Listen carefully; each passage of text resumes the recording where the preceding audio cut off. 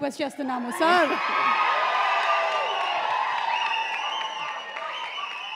అందరికీ నమస్కారం.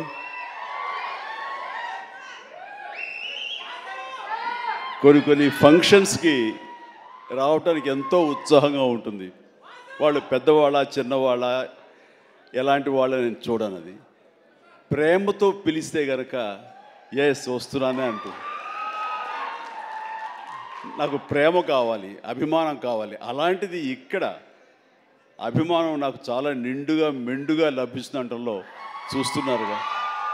ఇక్కడ ప్రతి ఒక్కళ్ళు అంత ప్రేమ కురిపిస్తుంటే ఇది ఆస్వాదించడానికి నేను వచ్చినందుకు నాకు చాలా చాలా సంతోషంగా ఉంది. అండ్ ఈ రోజున మీతో పాటు ఇలా షేర్ చేసుకోవటం అండ్ ఇక్కడ మీరు ఇంత ఉత్సాహంగా వచ్చి ఈ ఫంక్షన్ని ఇంత వైబ్రెంట్గా ఇంత ఉత్సాహంగా ఇది జరగడానికి కారణమైనటువంటి మీ అందరికీ కూడా నా మనస్ఫూర్తిగా నా సంతోషాన్ని అభినందనలు తెలియజేస్తున్నాను. మొన్న పాండమిక్ కోవిడ్ సమయంలో అది ప్రపంచంలో చాలా వ్యవస్థల్ని చాలా రంగాల్ని అతలాకుతలం చేసింది, కన్ఫ్యూజ్లో పెట్టేసింది, భవిష్యత్ ఏమిటో తెలియని అగమ్య గోచరంలో పెట్టింది. అలాంటి పరిస్థితిలో సినిమా రంగం కూడా ఏమైపోతుంది అనే ఒక డోలాయమాన పరిస్థితిలో ఉన్నప్పుడు చూస్తే నిజంగానే అందరూ ఓటీటీలకి అలవాటు పడిపోయారు. అది భాషలకు సంబంధం లేకుండా ఏ భాషా చిత్రాలు సరే చూసి వాళ్ళకి ఎక్స్పోజర్ చాలా ఎక్కువ వచ్చేసింది. ఇలాంటి వాళ్ళకి ఏ సినిమాలు తీసి మనం సాటిస్ఫై చేయగలం, ఇలాంటి వాళ్ళని మనం సంతృప్తి పరచగలమా అనేది ఎప్పుడూ ఒక రకంగా మీమాంసలు ఉంటుండేవాడు. ఆ తర్వాత అలవాటైపోయి జనాలు ఇళ్లలో ఓటీటీలో సినిమాలు చూడటం అలవాటైన తర్వాత వాళ్ళని థియేటర్కి రప్పించడం చాలా కష్టం అండి. అన్లెస్ అది ఏదైనా ఈవెంట్ ఫిల్మ్స్ కానీ, బిగ్ హీరో ఫిల్మ్స్ కానీ, హై బడ్జెట్ ఫిల్మ్స్ కానీ థియేటర్లోనే ఆ సినిమా చూడాలి, ఆ ఎక్స్పీరియన్స్ మనం పొందాలి అనుకునే సినిమాలకు తప్ప చిన్న చిత్తగా సినిమాలకి రావడం చాలా కష్టం అన్నప్పుడు ఇదేమి కష్టకాలం మనకి ఇండస్ట్రీకి. ఈ సినిమా ఇండస్ట్రీ ఏమైపోతుంది, ఒక 5-6 పెద్ద సినిమాలను ఆడినంత మాత్రాన అది సినిమా ఇండస్ట్రీ ఓహో అంటూ కాదు. చిన్న సినిమాలు, చితక సినిమాలు, అన్ని సినిమాలు ఇక్కడ ఎంతో ఉత్సాహంగా జరుపుకోవాలి. షూటింగ్లు ఎంతోమందికి ఉపాధి కల్పించాలి, ప్రతి ఒక్కరు కళకళలాడుతూ ఉండాలి. ఆ చిన్న సినిమాలు అవన్నీ ఏవైనా అన్నీ కూడా ఆడాలి, అప్పుడే పరిశ్రమ అలాగా సజావుగా కొనసాగుతుంటుంది అని అనుకునే మాలాంటి వాళ్ళకి అలా కోరిక నాకు ఒక రకమైనటువంటి చిన్న బెరుకు వచ్చింది. ఏ సినిమాలు చేయాలి, ఎలాంటి సినిమాలు చేసి రాణించాలని. కానీ అవన్నీ కూడా కరెక్ట్ కాదు. ప్రేక్షకుల్లో ఎప్పుడు తప్పు ఉండదు. ఏదైనా తప్పు ఉండి సినిమాలు ఆడలేదు, రాణించలేదంటే అది ఇదిగో స్టేజ్ మీద మా అందరి తప్పే తప్ప అది ప్రేక్షకుల తప్పు కానే కాదు. అది ఉదాహరణగా ఈ సంవత్సరం 2024లో ఆరంభంలో ఇక్కడ ప్రశాంత్ వర్మ ఉన్నాడు, తను సజ్జా తేజ వీళ్ళు చేసినటువంటి సినిమా హనుమాన్, ఆ సినిమాతో శుభారంభం అయింది. ఆ సినిమాని అనూహ్యంగా లోకల్గా అనుకున్నారు, కానీ ఆంధ్ర తెలుగు సినిమా కాదు, అది ఆల్ ఇండియా సినిమాపై అయిపోయింది. అక్కడి నుంచి ప్రారంభమైనటువంటి ఈ ఆదరణ, చిన్న సినిమాల పట్ల ఆదరణ, చిన్న సినిమాలు అనుకున్నవి, లో బడ్జెట్ అనుకున్నవి తీసిన సినిమాల్ని హై బడ్జెట్ సినిమాల్ని పెద్ద సినిమాలుగా మార్చారు మన తెలుగు ప్రేక్షకులు.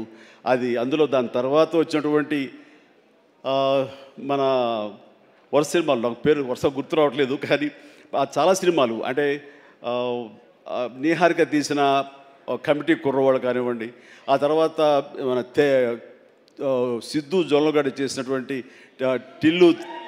టిల్లు సినిమా కానివ్వండి, ఆ తర్వాత ఆయ్ అనే సినిమా, ఇట్లా ఒకటేంటి చాలా సినిమాలు వరుసగా హిట్ అవుతూ ఒక్క సమ్మర్ మాత్రం అంత మంచి సీజన్ ఈ సినిమాలు లేకుండా చేసుకోవడం అది మన యొక్క జాప్యంలో జరిగినటువంటి పొరపాటే తప్ప.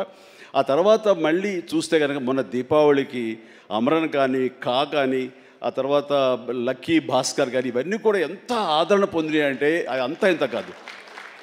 వీటి వెనకాల ఎవరు పెద్ద పెద్ద డైరెక్టర్స్ ఎవరు లేరు, పెద్ద పెద్ద యాక్టర్లు ఎవరు లేరు, ఇది కోటాను కోట్లు ఖర్చు పెట్టి తీసినవి కావు. బట్ కంటెంట్ అన్నది ఈ రోజున మన ఆయువు పట్టు. ఆ కంటెంట్ బాగుండాలి, సినిమాల్లో ఎంటర్టైన్మెంట్ పొందగలగాలి, వాళ్ళు ఇవ్వగలగాలి. మనం అది ఆస్వాదించడానికి ఎప్పుడు ప్రేక్షకులు రెడీగా ఉంటారు. అది అందుకనే నేను అంటాను, ఏదైనా సినిమాలు ఆడవు, ఇక ఓటీటీకి అలవాటు పడిపోయారు, థియేటర్స్ రావడం అది కష్టం అనేది మాత్రం అవాస్తవం. ఈ రోజున మొన్న ఈ సినిమా వరుసలో మన సత్య ఇందులో ఉన్నాడు. సత్య చేసినటువంటి అలాగే మన కీరవాణి గారి అబ్బాయి చేసిన శ్రీ మత్తు వదలరా 2 ఎంత బాగుంది ఆ సినిమా, ఎంత సరదాగా ఉంది, ఆద్యంతో చాలా చాలా బాగుంది. ఇవన్నీ కూడా నేనే ఉత్సాహంగా సినిమాలు 2 సార్లు చూశాను ఆ సినిమా. ఇట్లాగా సినిమా బాగుంటే థియేటర్స్కి వస్తారు, చూస్తారు, వాళ్ళు ఎంటర్టైన్మెంట్ పొందడానికి వాళ్ళు ఎంత డబ్బైనా ఖర్చు పెట్టడానికి రెడీగా ఉన్నారు. అయితే ఆ సినిమా వాళ్ళకి అందేలాగా మనం చాకచక్యంగా తీయాలి, మనం శ్రద్ధాశక్తులతో తీయాలి. ఆ కంటెంట్ని మనం 1-2 సార్లు చెక్ చేసుకుంటే కానీ మనం బయటకు వదలకూడదు. ఎందుకంటే ఈ రోజున దాదాపుగా 125 సినిమాల దాకా ఇంతవరకు రిలీజ్ అయితే అందులో ఆల్మోస్ట్ 20% ఫిల్మ్స్ సూపర్ హిట్ అయినాయి. ఇది మంచి పర్సంటేజ్. అండ్ ఆ రకంగా ఈ రోజున ఈ జీబ్రా మంచి కంటెంట్ తోటి ఉందని అర్థమవుతుంది. ఇది వెరీ గుడ్ ఎంటర్టైన్మెంట్ ఉంది. ఇందులో మంచి స్టార్ కాస్ట్ ఉన్నారు, అందరూ వండర్ఫుల్ యాక్టర్స్ ఉన్నారు. అండ్ టోటల్గా ఇది మంచి ఎంటర్టైన్మెంట్తో పాటు ఒక క్రైమ్ ఎలిమెంట్, ఇప్పుడే విన్నాను ఫ్యామిలీ కూడా ఉంది, ఎమోషన్స్ ఉన్నాయని విన్నాను. ఖచ్చితంగా ఈ జీబ్రా మంచి హిట్. ఇప్పుడే రాశాను అక్కడ, ఈ బొమ్మ సూపర్ హిట్ అని. అవుతుంది. అండ్ ఎందుకంటే ఇందులో నాకు కావలసినటువంటి నా మనుషులు అయితే ఏంటంటే ఇప్పుడు అది కాదురా, నువ్వు వచ్చావు వైజాగ్ నుంచి, సంతోషమే. మరి బొమ్మలు నువ్వు వైజాగ్లో ఆడించాలి. అదే అలా అయితే బలవాడువే. మన హీరోది కూడా అదే ఊరే. కూర్చోరా కాసేపు. సో ఈ ఇందులో సత్యరాజు గారు ఉన్నారు, సత్య ఉన్నాడు, అండ్ సునీల్, అందరికి మించి నా బ్రదర్. అండ్ కన్నడ నుంచి వచ్చినటువంటి ఒక అద్భుతమైన యాక్టర్ ధనుంజయ. ఆయన గురించి నేను విన్నాను కానీ సినిమాలు చూడటం ఇది చేయలేదు. బట్ పుష్ప చూశాను. పుష్ప ఎక్కడ అనేది నాకు గుర్తు రావట్లేదు, కానీ డెఫినెట్గా ఈ సినిమాలో చాలా మంచి గుర్తింపు వచ్చి తను కూడా మంచి ఆర్టిస్ట్గా తెలుగు యాక్టర్గా తను సెటిల్ అవుతాడు అంటలో ఎలాంటి సందేహం లేదు. All the very best Dhananjaya. And ఇక సత్యదేవ్ గురించి ఏం చెప్పను. నాకు 2 తమ్ముళ్ళు ఉంటే కనుక అందులో ఇంకొక తమ్ముడు, 3వ తమ్ముడు సత్యదేవ్. అంతటి ప్రేమని తను చూపించే ప్రేమలో ఎక్కడ కల్మషం ఉండదు. ప్రేమ అందులో నిజాయితీ ఉంటుంది, నిజమైన ఎమోషన్ ఉంటుంది. తను ఇందాక చెప్పినవన్నీ కూడాను అన్ని సత్యాలు. ఎందుకంటే నాకు అతను చూడగానే అతనిలో ఒక స్వచ్ఛత ఉంటుంది సార్, ఆనెస్ట్, సిన్సియర్. అది మాత్రం చాలా అద్భుతం. ఎక్కడ కృతకంగా ఉండదు, ఇంప్రెస్ చేయాలని మాట్లాడడు, అనుకున్నట్టుగా ఎగ్జిబిట్ చేస్తాడు, చెప్తాడు. అది చాలా మనకి మనసుకు హత్తుకుంటుంది. నేను ఫస్ట్ టైం ఈ పాండమిక్లోనే ఒక సినిమా చూసాను. సినిమా పేరు నాకు గుర్తురాట్లేదు. ఏ సినిమా అది? Bluff master. తన నేచర్కి వ్యతిరేకమైన టైటిల్ అది. సో బ్లఫ్ మాస్టర్ అనే సినిమా నేను చూసినప్పుడు ఆ తర్వాత ఇంకో సినిమా కూడా చూశాను వరుసగా. ఎవరి యాక్టర్ చాలా ఇంటెన్సివ్ పెర్ఫార్మెన్స్ చేస్తున్నాడు, టచ్ ఆఫ్ క్లాస్గా ఉంది. అండ్ మన తెలుగు మనిషిలాగా అనిపించలేదు. బహుశా అతనికి డబ్బింగ్ వాయిస్ ఇచ్చారు, ఎందుకంటే వాయిస్లో అంత రిచ్నెస్ ఉంది, అంత క్లారిటీ, అంత నీట్గా ఉందంటే మంచి డబ్బింగ్ ఆర్టిస్ట్ తోటి తనకి డబ్బింగ్ చెప్పించుంటారు. కాబట్టి ఎవడో బయట వ్యక్తి అయి ఉంటాడు. ఏ యాక్టర్ కన్నడనా లేదా ఇంకోటి అనిపించేది.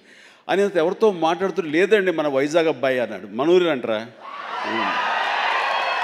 మన వైజాగ్ అబ్బాయి అని చెప్పేసి అన్నారు. అనేసరికి నిన్న ఒకసారి అతన్ని చూడాలనుకున్నాను, మనం మాట్లాడాలనుకుంటున్నాను. ఎందుకంటే అతనిలో బెస్ట్ యాక్టర్ ఉన్నాడు. మరి అతనికి ఎవరు వెనక నుండి సలహాలు ఇస్తున్నారు, తన లైఫ్ ఎలా మోల్డ్ చేసుకుంటున్నారు నాకు తెలియట్లేదు. ఊరికనే సరదా మాట్లాడదాం అనిపించింది.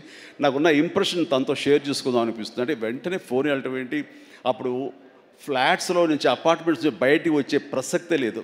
అక్కడ వాళ్ళ యూనియన్ ఏదో ఉంటే కనుక వాళ్ళ స్పెషల్ పర్మిషన్ తీసుకుని అప్పుడు రోడ్డు మీద వచ్చి నన్ను కలవడం జరిగింది. చూడగానే నా పేరు సత్యదేవ్ అండి అది అన్నాడు. అయిన తర్వాత ఓకే వెరీ గుడ్, చాలా బాగా చేస్తాడు. కాసేపు పిచ్చాపడి మాట్లాడుకున్న తర్వాత సార్ ఇక్కడ ఇందాక నాడే అది పచ్చబొట్టు అని కాదు, అది పడ్డ మచ్చ, అది నేల మీద.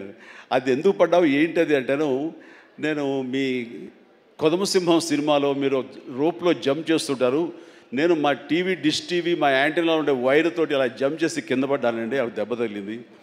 అయిన తర్వాత మీ ఇంపాక్ట్ ఎంత ఉంటుందని మీకు విషయం చెప్పాలి.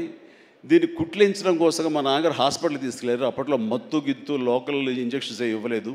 దాన్ని అట్లాగే నేను భరించలేక ఏడుస్తుంటే, అరే చిరంజీవి అయితే అసలు నవ్వుతూ అది కుట్టించేసుకుంటాడు అంటే వేసిన 5-6 కుట్లు నేను నవ్వుతూనే ఉన్నాను, పెయినే తెలియలేదు. అది మీ మహిమ నా మీద, అది దాని ఇంపాక్ట్ ఉంటుంది. అంటే నేనేమైనా మైకువా లేకపోతే ఏంటి ఎనస్థిషియా లాంటి వాడినా ఏంటి? అండ్ తనకి అంత ప్రేమ, ఆ ప్రేమ మత్తులో ఆ పెయిన్ కూడా తనకు తెలియలేదన్నమాట. అది చెప్పినప్పుడు చాలా ఇంప్రెసివ్గా అనిపించింది. Such a coincidence. తను ఆ మాట చెప్తున్నప్పుడు దాని వెనకాల నా దగ్గర ఒకే ఒక పెద్ద వాల్ పోస్ట్, పెద్ద పెయింటింగ్ ఉంటుంది. అది కొదవ సింహంలో పెయింటింగ్ అనమాట. క్యాప్ అది పెట్టుకుని, సిగార్ నోట్లో పెట్టుకుని, ఇదేనండి ఇది చూసేనే అన్నాడు. అంటే దాన్ని ఆ ఫోటో ముందు తను మళ్ళీ ఇంకో పిక్చర్ తీసుకుని అలా వీళ్ళు అక్కడి నుంచి మా పరిచయం, మా మీటింగ్స్ అప్పుడప్పుడు అనే ఏదో చాలా రోజులు ఇప్పుడు ఒకసారి వస్తారంటే రా అని చెప్పడం అలాగా జరుగుతుంది. అంత మంచి యాక్టర్కి సరైన సినిమాలు పడటం లేదు అనేది మాత్రం ఎక్కడో నాకు కొంచెం ఉంది. అంటే హీరోగా ప్రయత్నం చేస్తున్నాడు, హీరో అనేది కాకుండా వెరస్టైల్ యాక్టర్ అనిపించుకోవడంలో మాత్రం తన నటనకి హద్దులు ఎల్లలు లేకుండా చేసుకుంటే మరింత ఉన్నత స్థాయికి వెళ్తాడు. ఆ తర్వాత ఇతను ఏ స్థాయిలో ఉండాలి, ఏ పాత్రలో ఉండాలి, ఏ హీరోగా సెటిల్ అవ్వాలి ఏంటంటే ప్రేక్షకులు నిర్ణయిస్తారు. దాని ప్రకారం మనం ముందుకు వెళ్ళిపోవచ్చు అంటూ గాడ్ ఫాదర్లో ఎవరో నార్త్ హీరోస్నో లేకపోతే ఇంకో హీరోస్నో బయట లాంగ్వేజ్ హీరోస్నో తీసుకొస్తే మనకింత పొటెన్షియల్ ఉన్న ఒక ఆర్టిస్ట్ ఉన్నాడు, అతన్ని ఆ క్యారెక్టర్ పెట్టుకుందాం అని అంటే కొంచెం రెసిస్టెన్స్ వచ్చింది. ఎందుకంటే మనవాళ్ళు అనగానే లోకువ. కానీ అతని పొటెన్షియాలిటీ, అతని టాలెంటు, అది ఎలాగా డెలివరీ చేస్తాడో తెలిసి నాకు ఐఎమ్ వెరీ మచ్ కాన్ఫిడెంట్ ఆ యొక్క నాకు ఎదురుగా నిలబడే ఆ పాత్రలో చాలా అత్యద్భుతంగా చేయగలడని చెప్పేసి ఆ సినిమాలో నేను చెప్పాను కాబట్టి స్ట్రాంగ్గా ఒప్పుకున్నారు. ఇందాక తను చెప్పినట్లుగా తను అంతకంతగా ఆ దాంట్లో రాణించాడు, మెప్పించాడు, ఒప్పించాడు. ద ఫెంటాస్టిక్ పెర్ఫార్మెన్స్ ఇచ్చి ఆ సినిమా అంత ఎత్తుకు వెళ్ళటానికి, ధీటుగా నాకు నిలబడి చేయడానికి తను కారణమయ్యాడు. అలాంటి సత్యదేవ్ నా నమ్మకాన్ని నిలబెట్టాడు. ఇందాక అది ఆ మాట తను అన్నప్పుడు మనస్ఫూర్తిగా దాన్ని నేను ఆహ్వానిస్తున్నాను, ఆస్వాదిస్తున్నాను. అండ్ తనకి ఇంకా ఎంతో మంచి బ్రైట్ ఫ్యూచర్ ఉంది. ఎందుకంటే సత్యదేవ్ లాంటి వెరస్టైల్ యాక్టర్స్ మనకి తెలుగులో కరువైపోయారు. తను పరిధిని లిమిట్ చేసుకోకపోతే, ఎక్స్పాండ్ చేసుకుంటే బోల్డ్ అనే అవకాశాలు తనకు వస్తాయి నేను చూస్తాను కూడాను. అండ్ అలాంటి ఈ సినిమాలో తను ఒక మాస్ హీరోగా కామెడీతోటి, చాలా చక్కగా సెటిల్డ్ కామెడీతోటి, ఒక యాక్షన్ తోటి ఈ సినిమాలో తనకి మంచి భవిష్యత్తు మళ్ళీ ఏర్పడుతుందని నేను భావిస్తున్నాను. అండ్ నా తమ్ముడుగా సత్యదేవ్కి ఆల్ ద వెరీ బెస్ట్ చెప్తూ ఈ సినిమా తనకి అద్భుతమైన విజయం చేకూరాలి. Please god bless really. నిజంగా ఇంకా నేను మరింత ఎత్తులు చూడాలి సత్యదేవ్. చూస్తాను కూడా. అండ్ ఇక ప్రొడ్యూసర్స్గా ఇద్దరు ద్వయం, మన Dinesh and Bala and Dinesh. And అలాగే వాళ్ళని సపోర్ట్ చేస్తూ ఇక్కడ ప్రస్తుతం ఉన్నట్టు ఎస్ఎన్ రెడ్డి గారు ఉన్నారు, బిల్డర్. ఆయన కూడా సపోర్ట్గా ఉన్నారు. వీళ్ళందరూ లాభాపేక్షతో కాకుండా ఒక ప్యాషన్తో వాళ్ళు రావటం. సినిమా అంటే ఏం తెలియదు, సినిమా అంటే ఇష్టం కాబట్టి ఆయన కూడా ఓకే అంటే ఆయన ఇందులో కావాల్సినంత బడ్జెట్గా హై బడ్జెట్ అయిందని వింటున్నాను.